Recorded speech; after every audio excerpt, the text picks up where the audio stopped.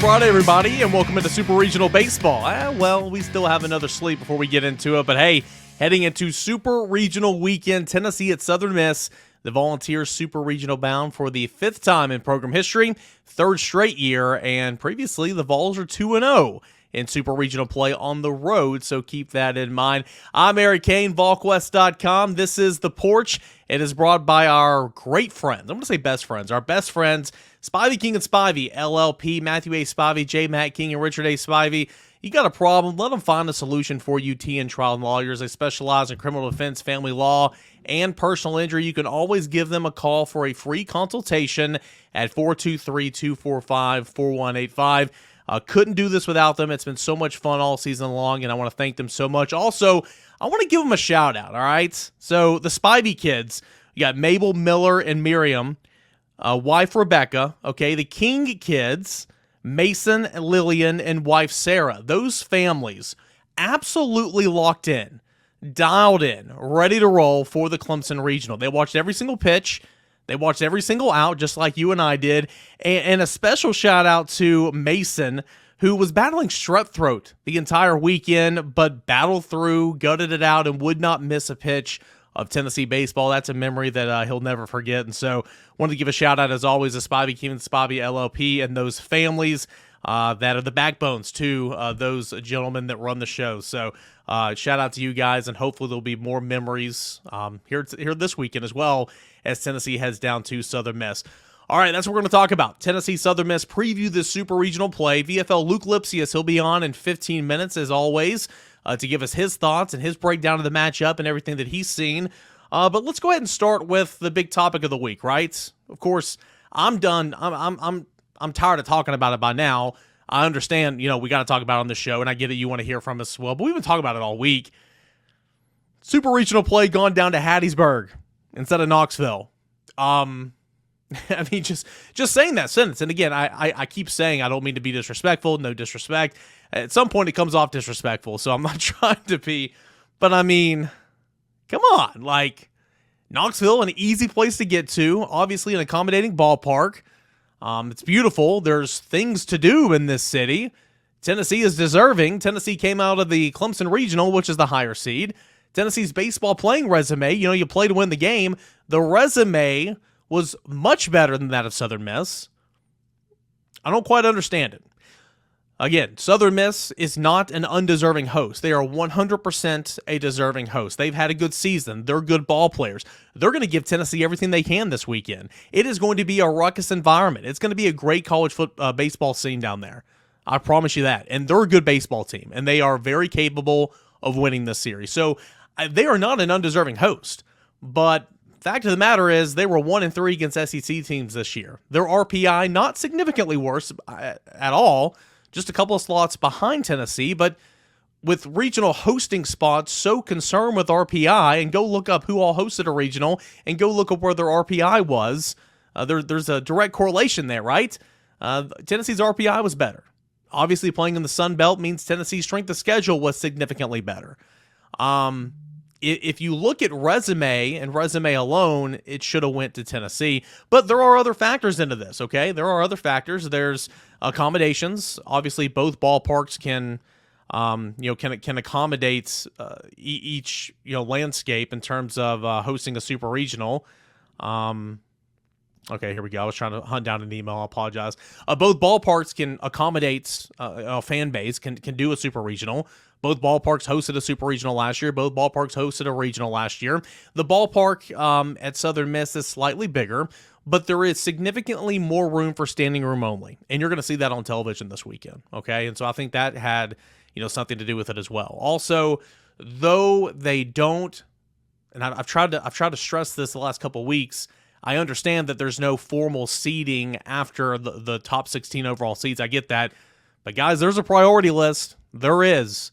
And because there were so many teams in the SEC hosting and in contention to host, I feel like, and the belief is that Tennessee was down on that list a little bit, where Southern Miss was higher and maybe was higher on the priority ladder, if that's what you want to call it.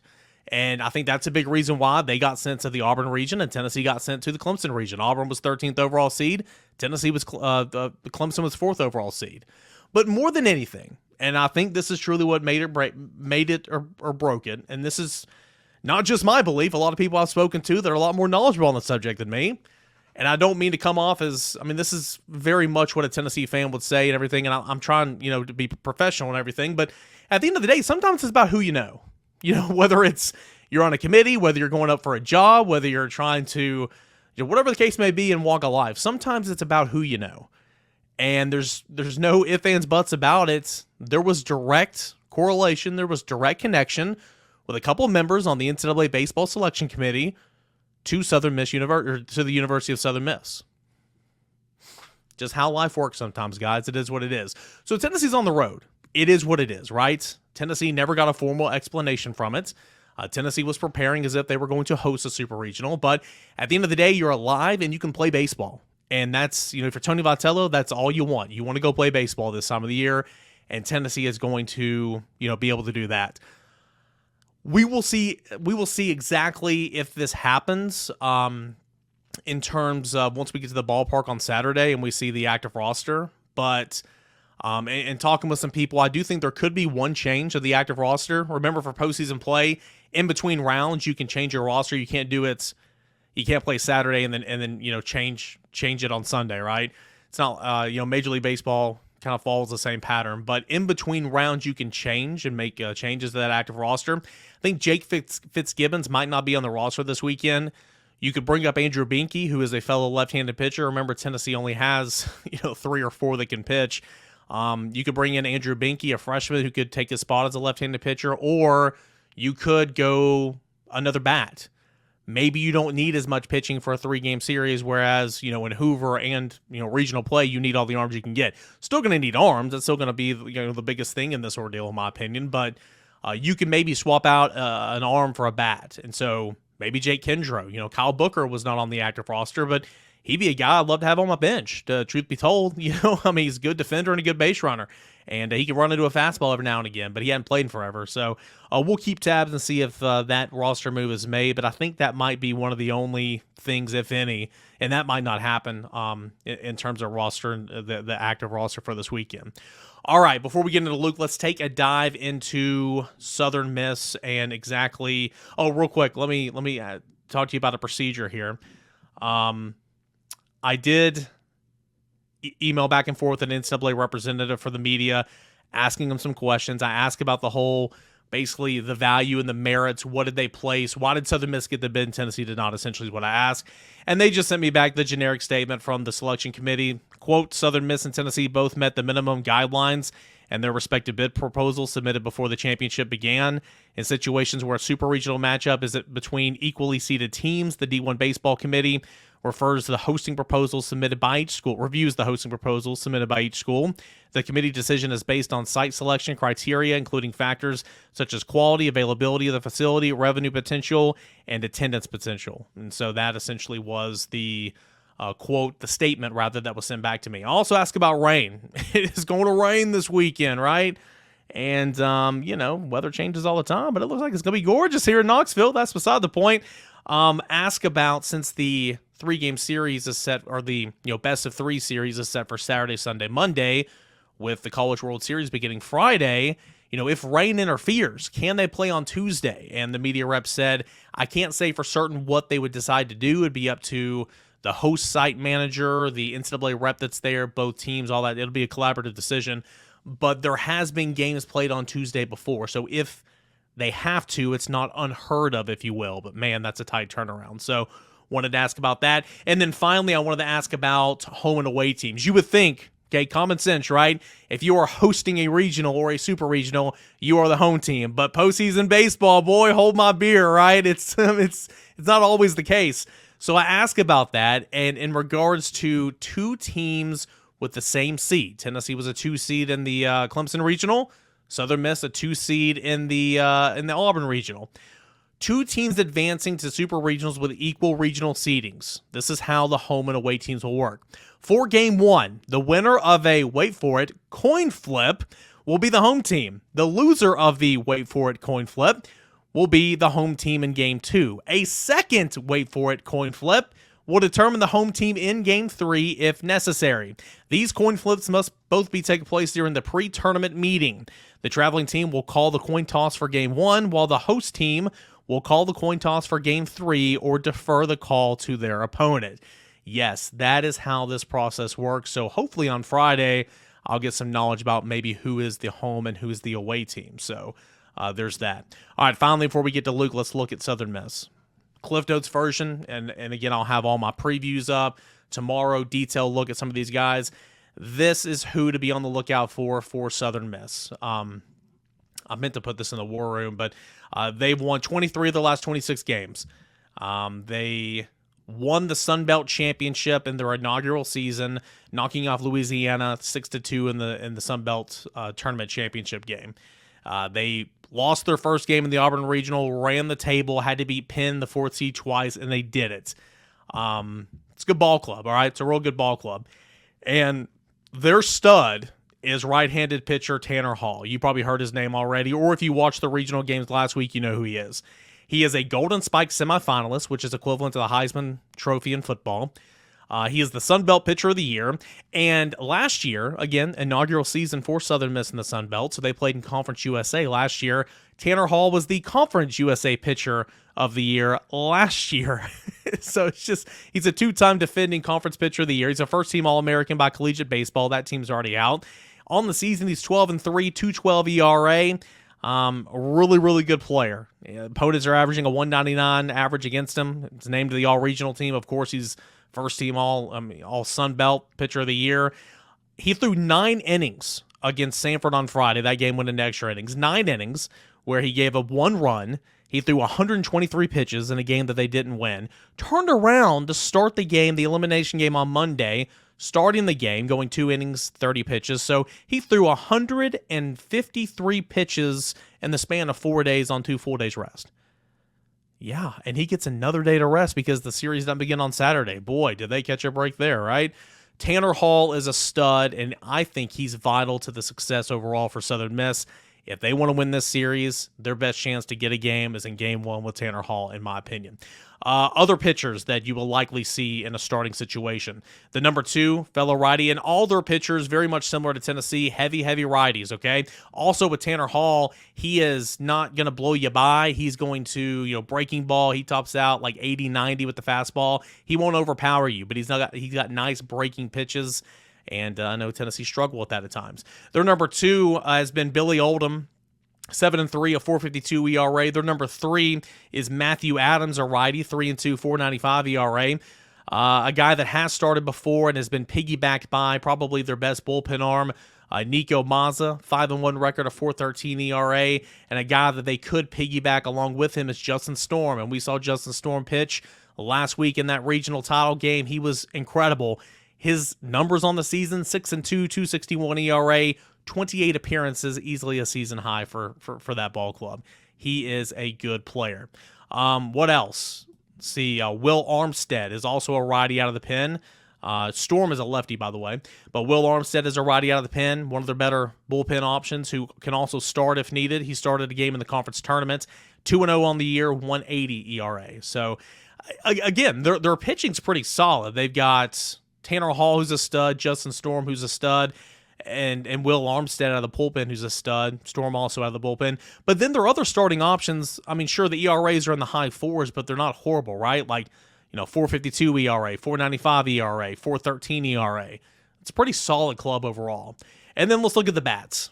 Nobody is hotter, arguably, in the country right now than Dustin Dickerson. Auburn Regional MVP, first team All-Sun Belt, shortstop. He's hitting .327 on the year. He hit 6 home runs in the Auburn Regional.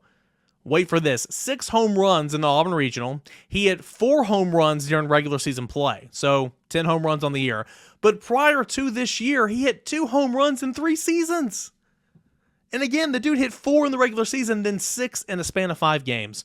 Wow. Dude's hotter than a hiccup right now. Danny Lynch, all Sun Belt third team, is a guy that hits in the heart of the order. All regional, all Auburn regional third baseman.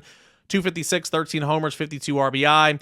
You've got Slade Wilkes, who's the designated hitter. He hits third in the order, leads the team with 20 home runs, 58 RBI, also leads the team with 58 strikeouts. You've got first baseman Christopher Sargent, who hits cleanup, 262, 13 home runs, 43 RBI. The speedster you got to look out for, Dickerson, has stolen 13 of 16 bags, but also center fielder Matthew Etzel, who hits leadoff, 316 average, has stolen 22 of 27 bags this year. So he's a good player. And second baseman Nick Morrister hits towards the bottom of the order, but he was named to the all-regional team last weekend. 333 average, 4 homers, 26 RBIs. He's stolen 6 of 6 base attempts on the season. So pretty solid lineup. I think Tennessee's got more punch, but there's some speedsters there. There's some good hitters there. I just think this is going to be a really, really good series. Tennessee and Southern Miss. Tennessee and Southern Miss for the right to go to Omaha and play in the College World Series. Tennessee was in the College World Series 2 years ago, as recently as 2 years ago, and Southern Miss, 2 games, standing in the way of making a return trip. Meant to play this earlier. I'm dumb. I'm sorry. But on Tanner Hall, we asked Tony Vitello on Thursday his thoughts on Tanner Hall and what makes him so good. He's the starting pitcher, likely to get the ball Saturday night for Southern Miss. No, this is that order. I apologize, but this is Tony Vitello on Southern Miss's starting pitcher, Tanner Hall. You know, he takes advantage of hitters that are overzealous, really preys on hitters that are overzealous. And again, we go back to the point of everyone wants to give it their best. Well, it's important to define what that is, because try hard isn't necessarily your best. And he doesn't have a lot of try hard in him. But again, if you got a hitter in the box that's a little overzealous, he takes advantage of them. And then he's looking for you to beat the ball into the ground. And his stuff matches up with that approach, and it's worked well for him to get ground balls, in particular against Samford in the regional outing he had. I know he came back and threw again on Monday, but in that game in particular. And it takes 2 to tango. He can face a hitter that's either really talented or has the perfect approach, but he's good enough to get guys out mano a mano as well. And then as we try and get our pitchers to understand this, especially when they're freshmen, there's other things besides pitching. You got to be well-rounded at getting in a little rhythm on the mound, defending your position, holding on runners, and he's really well-rounded at all those things that you could define as extra, but as a coach, you throw them all in the same hat of being a pitcher. A lot of good stuff there from Tennessee head coach Tony Vitello on Tanner Hall, the Golden Spikes semifinalist and starting pitcher, the ace for Southern Miss, who Tennessee will likely see on Saturday night. Okay, if you're listening to this, go back and look up for some more notes in the war room from last night. We'll have a complete preview coming up tomorrow morning, getting you set for Tennessee and Southern Miss. Game 1, 3 o'clock Eastern Time. It's going to be televised on ESPNU. Games 2 and 3 if needed.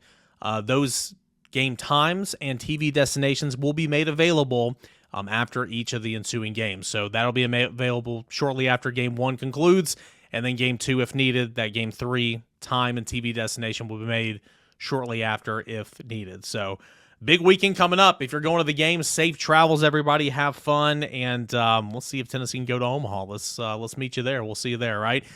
Luc Lipcius coming up next right here on the porch. But first, again, I talked about him earlier, and they're the reason we can do this coverage and a lot of the coverage I do this year for Volquest.com.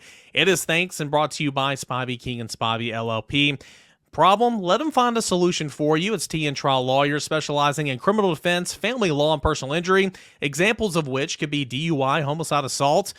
You've got divorce, custody, alimony, parental rights, personal injury such as car wrecks, accidents, and injuries. With over 80 years of combined experience, Spivey King and Spivey LLP provides representation throughout the state and federal courts of Northeast Tennessee. The firm has got a vast amount of trial experience and practice that's been in place for 43 years, with this partnership forming in 2012, while also having partners who are energized for today's modern legal demands.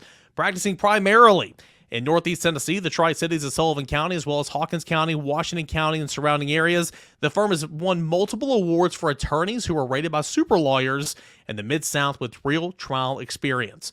Whether you're injured in a car accident, need a divorce, help with custody, fight for your children, or have been accused of a crime, they are there to help you. Go see them in person today at 142 Cherokee Street in Kingsport, Tennessee. A free consultation if you call this number right now at 423-245-4185.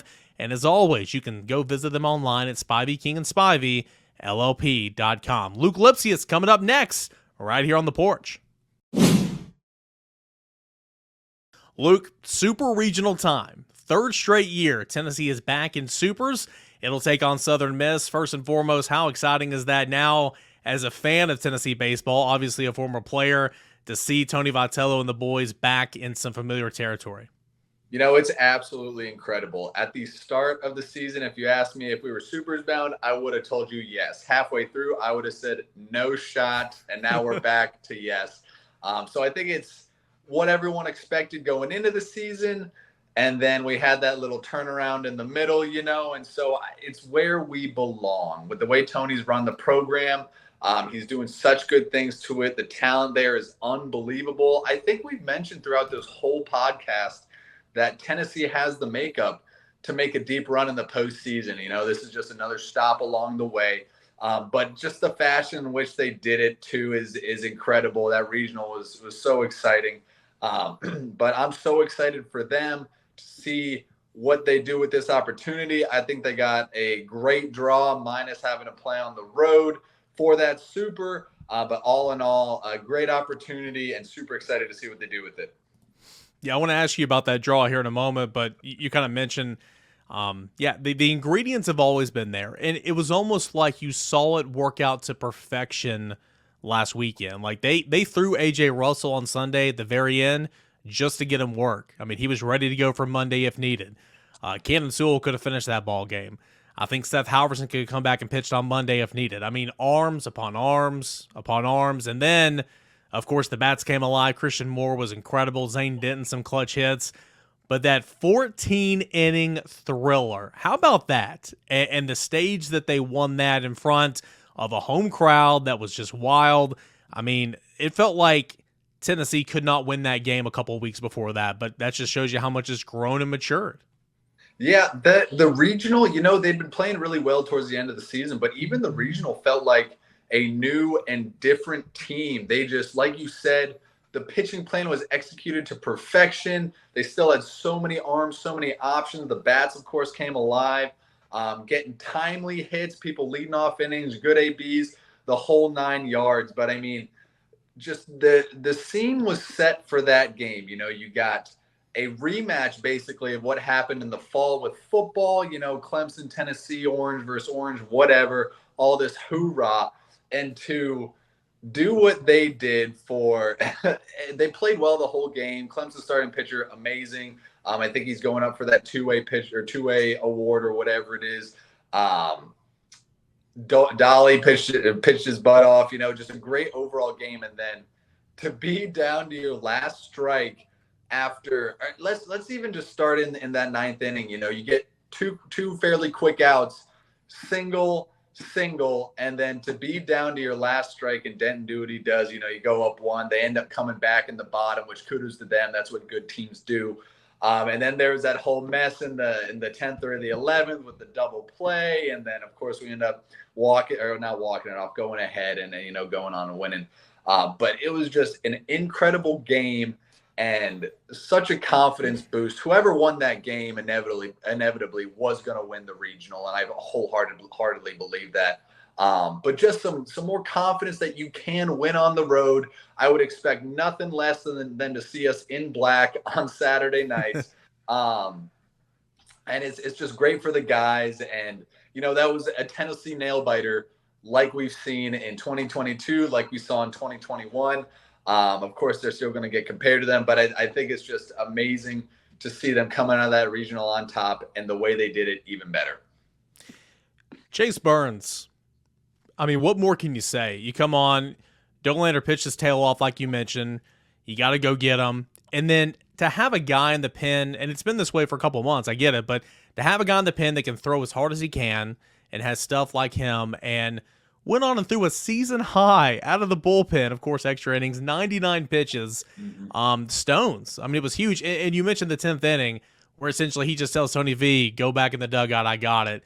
Strikeout, double play. I mean, Chase Burns, you didn't want to move him out of the starting rotation, but you knew when you did that for moments like this, it could come back and really help you. And boy, again, it played out to perfection.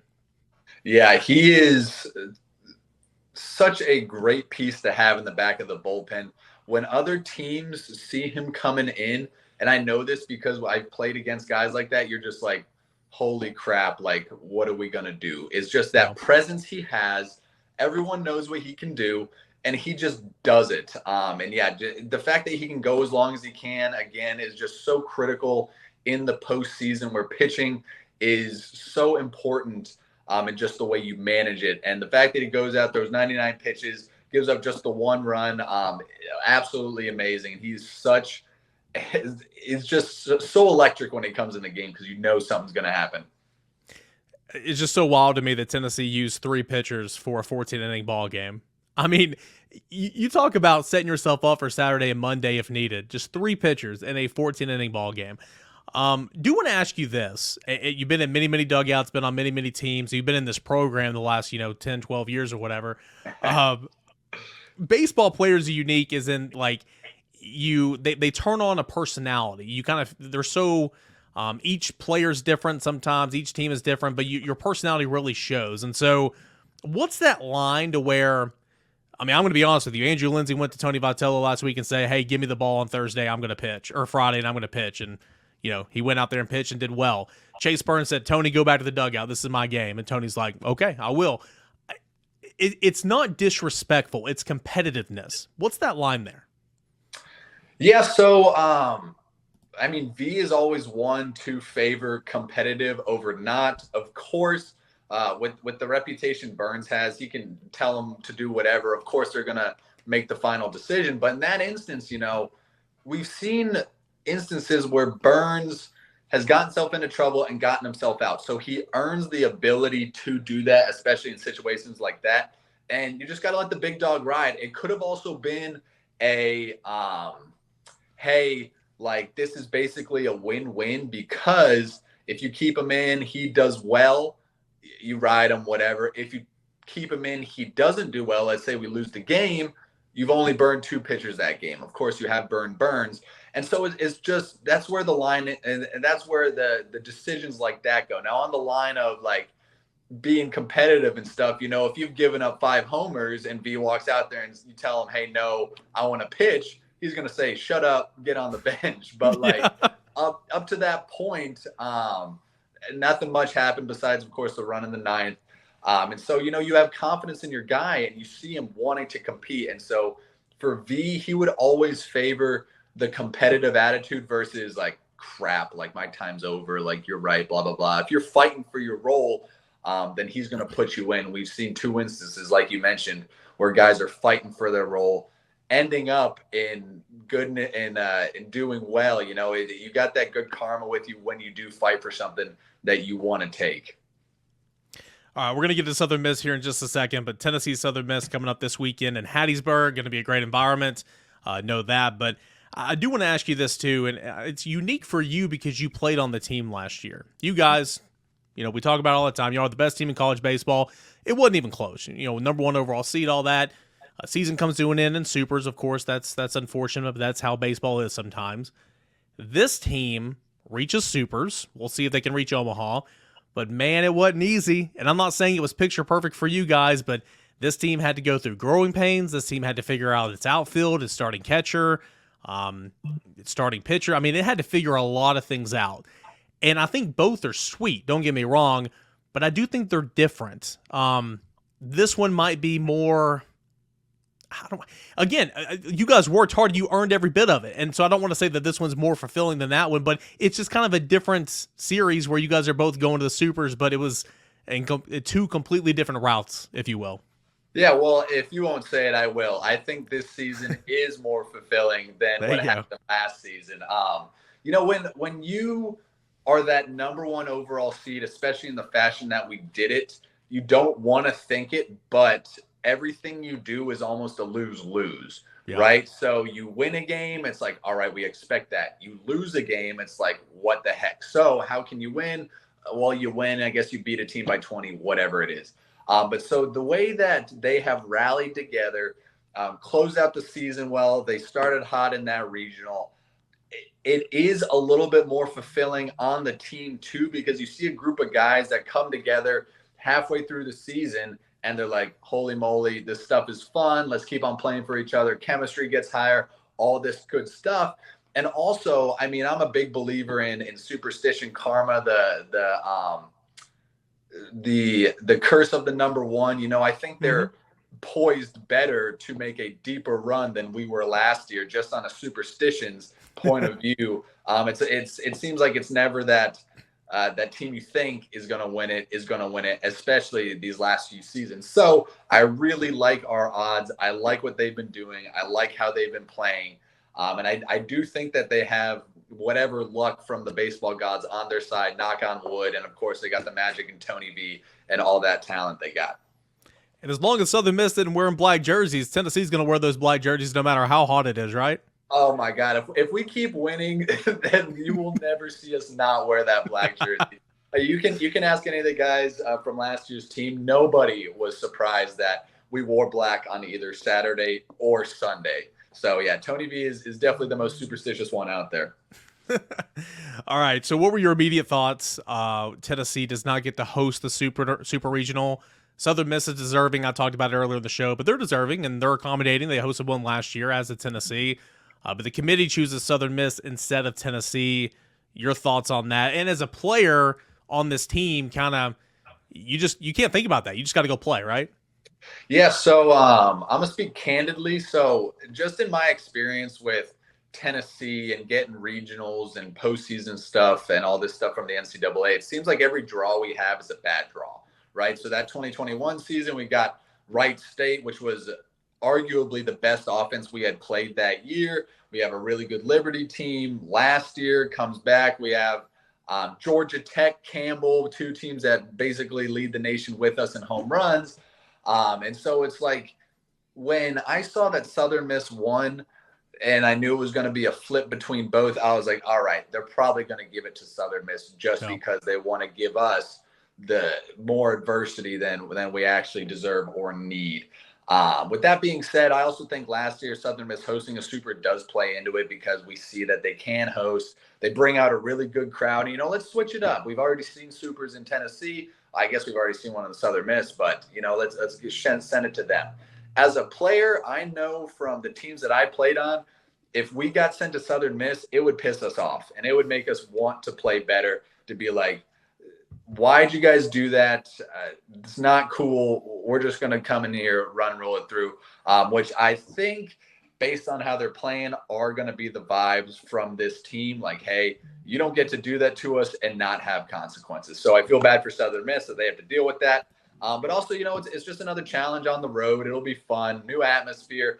I don't think anyone's ever played at Southern Miss from the squad. So it's going to be a really good series. Yeah, it's going to be a great environment, no doubt about it. There's going to be they got a ton of standing room only. We're going to see that on TV. It's going to be fun. It's going to be what college baseball is about.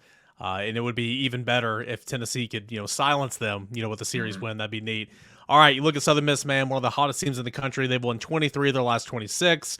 Of course, they had to run the table to win the Auburn Regional, winning twice against Penn, Sunday and Monday. Tanner Hall is an absolute stud on the mound. Dustin Dickerson, the shortstop, who hit four home runs in the regular season, hit 6 home runs in regional play, so he's somebody to look out for. It's a team that pitches it well and really hits it well. It's a very well-rounded ball club. When you look at Southern Miss, or maybe when you saw them play last weekend, if maybe you caught them, kind of what stands out to you about them?